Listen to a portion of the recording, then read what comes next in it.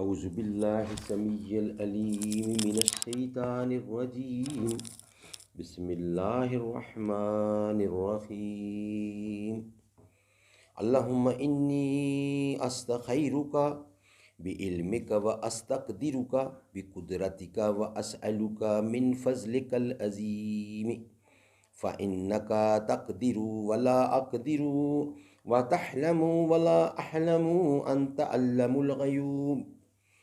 اللهم إن كنت تحلم أن هذا الأمر خير لي في ديني ومعاشي وعاقبة أمري فاقدره لي ويسر لي ثم بارك لي فيه وإن كنت تحلم أن هذا الأمر شر لي في ديني ومعاشي وعاقبة أمري فاصرفه عني واصرفني عنه واقدر لي الخير حيث كان ثم رضني به صدق اللہ العلی العظیم۔